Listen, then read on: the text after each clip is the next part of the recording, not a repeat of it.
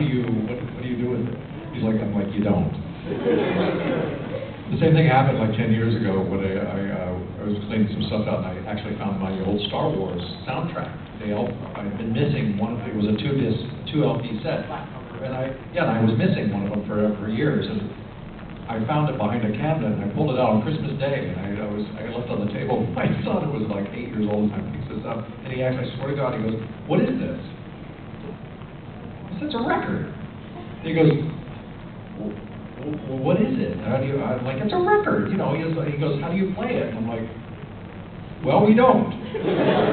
But actually, I had to explain to him, he'd never seen one. And I'm like, I said, "It's a primitive CD." You know, I'm explaining the grooves and the needle, and he looked at me like I was describing using a flint to make a fire. So someday you'll be doing that with your kids, talking about DVDs, and they'll be like, "What? How do you play it?" You don't. You'll hold up an antique iPod, and they'll be like, "What's that?" It's like, it plays music. I'm like, "But it's so big." You know, the new ones will just fit in your ear. So no, I was doing voiceover work, just general, weird voices, nothing in particular for LucasArts, and then one day one of the producers, they had a Star Wars game. And so I was just doing a different LucasArts game, and he said, "Hey, we got a Star Wars game coming up. You'd be great for a couple voices." So I didn't even audition it.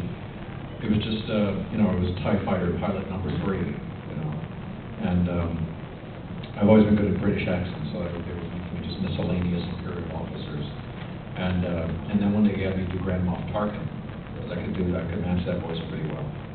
And I was just goofing around because there were some lines for, at first it was 3PO.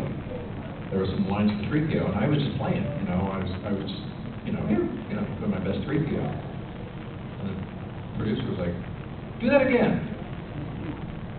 I'm like, "Why?" He said, "I want to record that." I'm like, "Why?" He goes, "Just do it." Well, it turns out that Anthony was off doing something else, and they were having, so they used me for it instead. So I did 3PO for several years. And the same thing happened one day. I was just goofing around because they were recording something as C-3PO, and there were some Yoda lines, and I just started reading them in my best Yoda, just playing, and not knowing my microphone was live.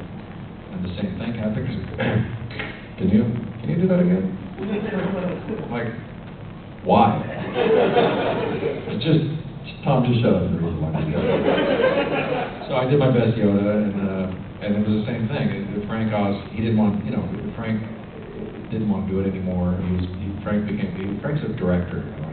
He became a very famous director, and so for him to lower himself to become a voiceover guy, he just didn't want to do it anymore. So, and that's the same with Anthony. Anthony, he can pick and choose what his projects are. So.